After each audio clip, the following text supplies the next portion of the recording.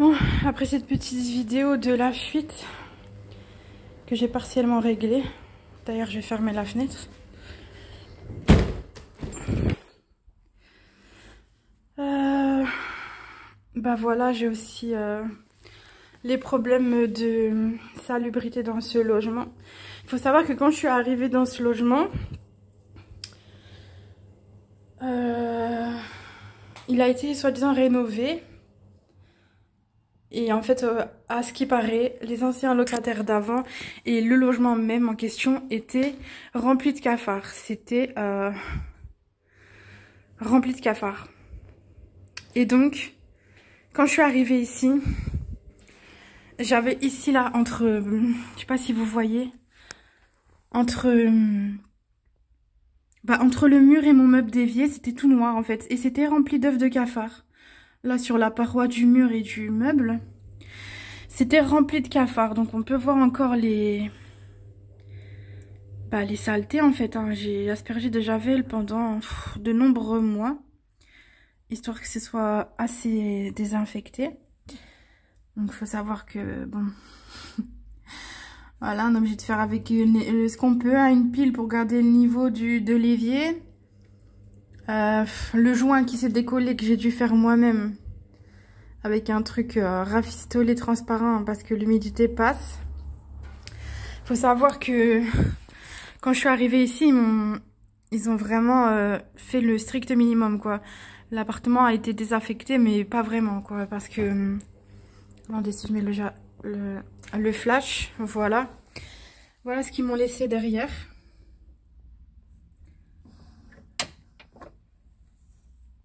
Donc bah c'est crade. En fait ils auraient pu me changer même tout le mobilier, sachant que vous voyez sur tous les contours et les entrecoins, et bah je retrouvais des cafards morts en fait dans mes condiments quoi.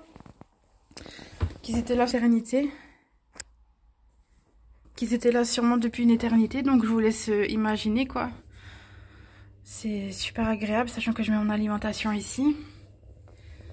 Donc voilà ce que...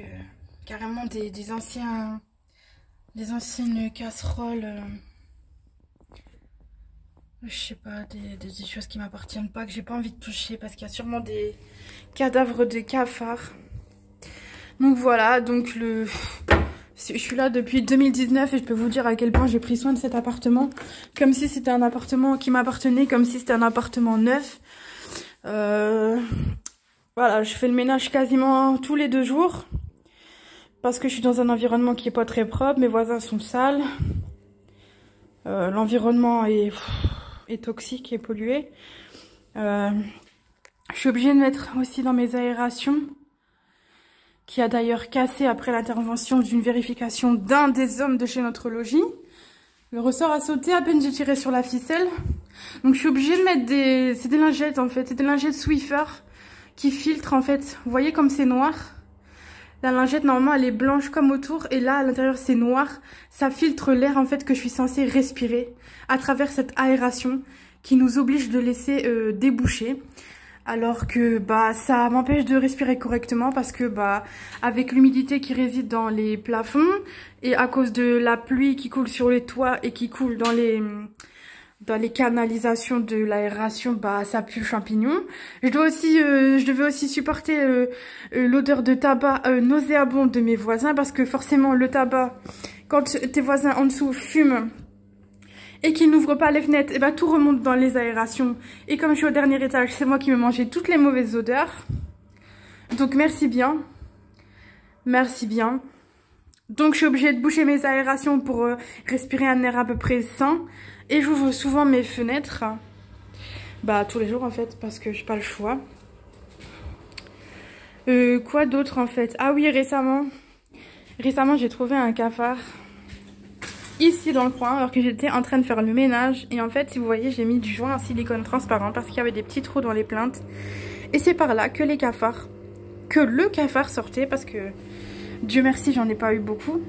J'en ai eu qu'un seul. Depuis que je suis là, j'en ai eu que quelques-uns. Mais enfin, je suis fatiguée. Je suis fatiguée de devoir... En fait, j'ai l'impression qu'on m'a mis là pour nettoyer. Mais le problème, c'est que je nettoie je nettoie en vain en fait, parce que c'est tout le temps ça revient, la saleté revient. L'appartement est insalubre.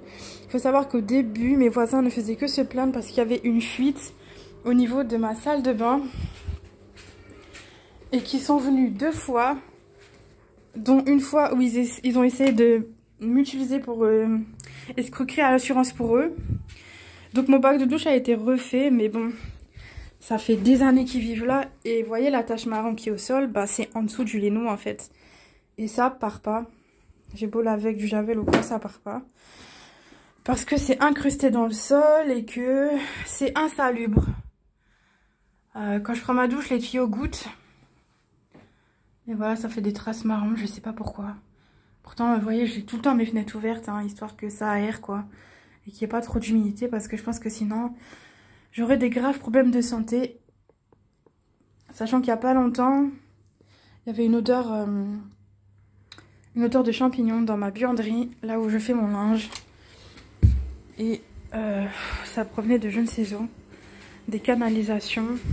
Mais là, ça va mieux. Ah oui, il faut savoir que quand on m'a mis ici dans ce logement, on m'a prêté du mobilier, à savoir une machine à laver. Sauf que la machine à laver, c'est une reconditionnée. Et je ne sais pas si vous allez le voir à la caméra. Voilà. Voilà la machine à laver dans laquelle je dois laver mon linge depuis 2019. Alors je sais pas ce que c'est, des œufs de cafard ou... Ouais, ça doit être des œufs de cafard. Donc je me demande comment c'est à l'intérieur, le mécanisme. Par quelle sorcellerie ça fonctionne encore.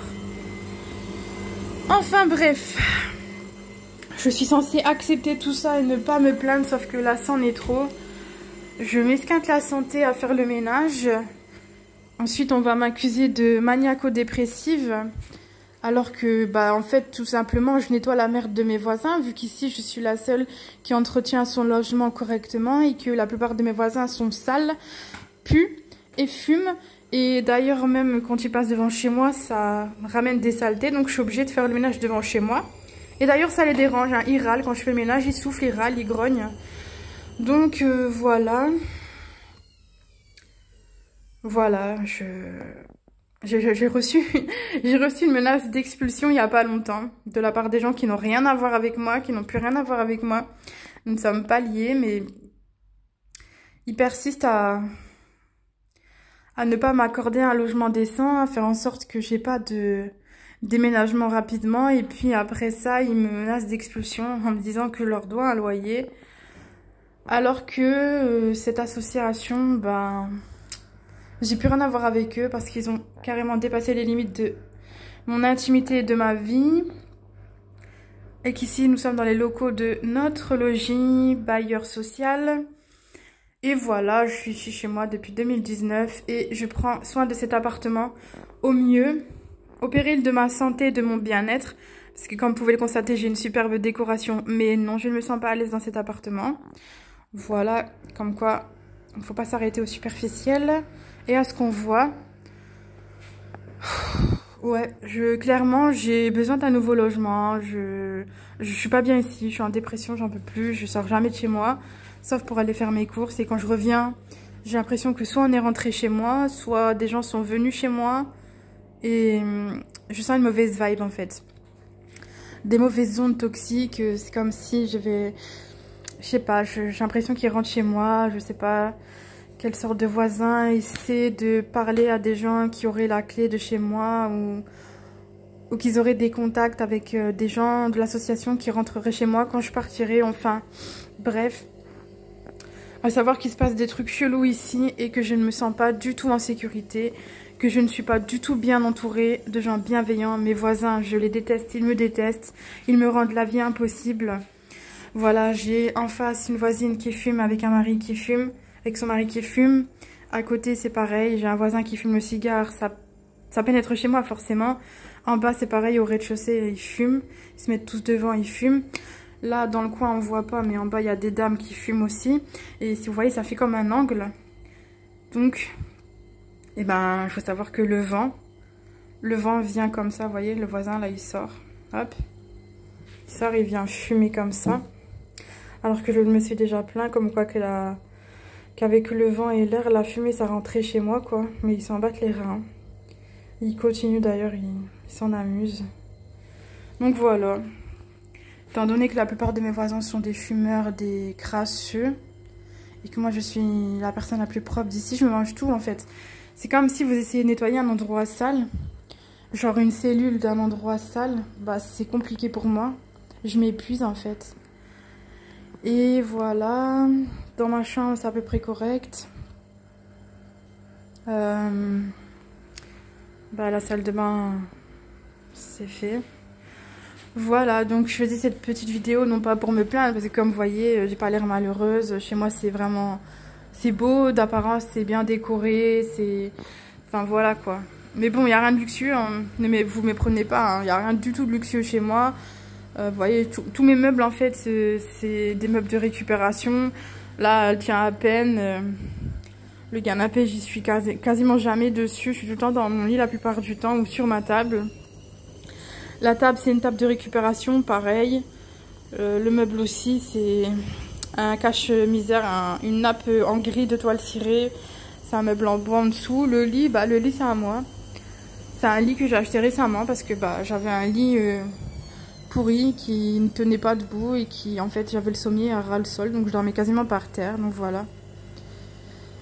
En fait, il n'y a rien qui est à moi ici, comme mobilier, à part le miroir, le lit et le meuble ici, qui est exactement le même meuble que dans la salle de bain, sauf que celui-là, je l'ai acheté, et le lit aussi, je l'ai acheté. Donc, voilà, en fait, je sais pas quoi faire. J'ai envoyé des courriers à notre logis, j'ai fait mes démarches pour demander un logement depuis 2019, on m'a radié injustement, alors que je faisais... mes renouvellements en temps et en heure. Ils m'ont redemandé des renouvellements au bout de 2 mois. Enfin, c'est complètement insensé. Donc, ils m'ont radié comme ça, justement. J'ai fait des courriers en expliquant tout ce que je vivais. Comme quoi que j'en pouvais plus, que la relation avec les voisins, ça n'allait pas. Que j'avais même subi des vols récemment dans mon domicile. Donc, en fait, je peux même pas, vous voyez, je peux même pas rester chez moi, vaquer à mes occupations et laisser ma porte ouverte. Les gens se permettent de rentrer et de me voler. Vous voyez à quel point on est là. Je suis pas en train de me plaindre, hein. Je suis juste en train de partager avec vous ce que je peux vivre. Et le fait que je me sente impuissante. Je me sens impuissante parce qu'on ne veut pas m'attribuer un logement. Je me fatigue et je perds ma santé dans les démarches. Parce que moi, je suis en demande et eux, ils me redemandent toujours des démarches inutiles. On dirait en fait qu'ils veulent m'épuiser dans les démarches. Donc voilà, les bailleurs sont prévenus. Les mairies sont prévenues, tous les organismes qui sont censés être utiles sont prévenus, quoi. J'ai même fait une lettre au maire de ma ville, à la maire de ma ville. Donc franchement là, je vois pas ce que je peux faire de plus. Dites-moi hein, si vous voulez que je me retrouve sous une tente, sous la pluie, vous me le dites. Hein. Ce sera rapidement. Vous voyez ma terrasse. J'ai jamais aménagé ma terrasse depuis que je suis là. Elle est sale, c'est humide. Enfin, ouais. Non, je suis vraiment gênée quoi. Je sais pas quoi faire. Je sais pas quoi faire. Je sais plus qui aller voir. Je sais plus où demander. Vraiment, Allah dans mes prières. Mais bon. Voilà quoi, un logement ça tombe pas du ciel quoi, donc les logements privés c'est pareil, j'avais déjà fait des demandes mais c'est trop cher, c'est trop onéreux pour ce que c'est. Ils demandent beaucoup de garants, beaucoup de ressources etc. Moi j'ai très peu de ressources, donc voilà quoi. Et on se plaint encore, on me dire ouais vous devez quitter ce logement, je sais pas quoi, si vous voulez pas payer un tel... Alors que la CAF paye mon loyer à notre logis et que moi-même, je suis pas moi-même la locataire. En vérité, je suis juste l'habitante. Voilà, je suis l'habitante de ce logement depuis 2019 et tout ce que j'ai, je le mérite. Sauf les trucs qui sont... Non, en fait, tout ce que j'ai ici, je le mérite pas. Je mérite carrément mieux. Sachant que j'ai atterri ici parce qu'on m'a déjà expulsé une première fois. Voilà, on m'a déjà expulsé une première fois de mon ancien logement, il y a 5 ans en arrière. On m'a coupé les vivres, voilà, quand je me suis réfugiée dans l'islam. On m'a fait vivre un calvaire et puis ça continue encore aujourd'hui en fait. Ça ne cessera donc jamais. Les gens ne me laisseront donc jamais tranquille. Je ne sais plus quoi faire. J'ai besoin d'un logement rapidement et c'est pour ça que je fais cette vidéo. Parce qu'ici, je ne suis pas chez moi. Ici, je ne me sens pas chez moi. Ici, les gens sont hostiles avec moi. Que ce soit l'association qui m'a aidé à avoir ce logement qui m'a trahi. Que ce soit les voisins qui ont compris que j'en avais marre de me faire utiliser, que ce soit le bailleur qui n'a jamais pris contact avec moi et auquel je m'efforce de garder contact cordial. À chaque fois qu'il y a un souci, c'est moi qui appelle pour l'ascenseur, pour ceci, pour cela. Bon, Khaira, la femme de ménage, elle est fatiguée. Donc voilà, si quelqu'un passe par là, si quelqu'un qui connaît un proprio ou quelqu'un qui pourrait me trouver un logement rapidement, là, sous le mois, parce que bon, je suis fatiguée et j'ai vraiment besoin d'aide et de soutien et je ne sais plus vers qui me tourner à part Allah dans mes prières. Cette vidéo est en fait pour moi l'ultime cause, la dernière des causes en fait. Bah parce que voilà, parce qu'en fait je suis seule en fait, je suis seule contre tous. J'ai pas d'alliés. Moi, j'ai pas de soutien, j'ai pas d'amis, j'ai pas de frères et sœurs en islam. Mes voisins ici sont des hypocrites. Voilà. Ils ont su faire preuve de bienveillance, mais c'était visiblement une trahison. C'est dommage, mais c'est comme ça. Je vois pas les choses négativement. Justement, j'ai les yeux bien ouverts. Et bah c'est triste. Ce que je vois, c'est triste. Ça ne me convient pas. Donc si vous pouviez... J'habite à Tourcoing, j'habite près de Lille, je suis prête à déménager loin, loin, loin. Mais par pitié, je suis fatiguée. Aidez-moi. Je ne sais plus quoi faire. Je montre tout le temps sur le réseau que je suis souriante, que je suis pimpante, que je suis maquillée. Mais la vérité, c'est que vous savez pas du tout ce que je vis dans ma vie. Et ça, c'est bien que vous l'entendiez aussi parce que... Voilà. J'ai pas de famille, je suis orpheline, j'ai plus de contact avec les membres de ma famille. Et voilà. Et voilà. J'ai besoin de prendre soin de moi. Le problème, c'est que quand j'ai besoin de me reposer, mes voisins me font la misère à parler fort devant ma fenêtre en passant, en parlant, en commérant entre eux. Je sens des attaques psychiques. Oui, oui. Oui, j'ai pas peur de le dire, des attaques psychiques. D'ailleurs, là, ça va. Mais en général, mon ampoule ne fait que clignoter. Je sais pas quel démon ils ont appelé ici avant que j'arrive, mais bon. Voilà, donc j'ai besoin de repos, en fait, mais je suis pas dans un environnement propice, en fait. Quand c'est pas les portes qui claquent, quand c'est pas les cris des enfants dehors, quand c'est pas... Donc, faut savoir que je suis aussi hypersensible, hein, ça n'arrange pas, mais... En l'occurrence, je sens vraiment de mauvaises ondes, de mauvaises vibes de la part de mes voisins. Je suis pas à ma place ici en fait, vous voyez, c'est comme ils m'en veulent pour qui je suis, pour ce que je représente et ils veulent pas accepter ma présence. Je suis pas parano et je comprends pas en fait pourquoi avec tous les courriers que j'ai envoyés, les bailleurs sociaux, etc.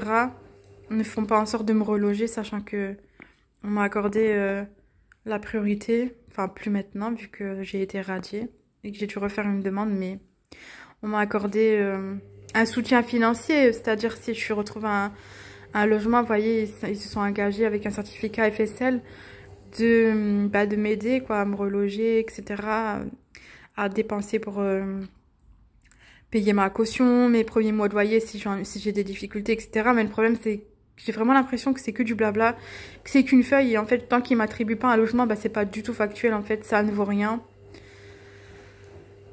Et j'en peux plus quoi, donc c'est compliqué d'être une femme toute seule, musulmane, qui plus est dans cette société injuste et dure. Donc voilà. Je sais que j'ai beaucoup parlé dans cette vidéo et vous savez à quel point je fais jamais de vidéo comme ça. Je suis pas une personne qui se plaint. J'écris beaucoup, je partage beaucoup de choses, c'est vrai, mais là c'est c'est exceptionnel que je fasse une vidéo comme ça et que je vous raconte les choses de ma vie. C'est assez personnel, mais le problème étant que j'ai trouvé que ça, en fait, c'est le seul moyen que je puisse m'exprimer. Et dans tous les cas, c'est seulement ce que je peux faire, m'exprimer. Voilà. Bon, bah, je vous souhaite une bonne soirée. Barakallahu fik. Et si vous pouvez m'aider, n'hésitez pas. Je cherche un logement rapidement. J'ai pas les moyens de payer un loyer pour le moment. Je suis en attente de nouvelles ressources et voilà. Allah wa'alam. Salam.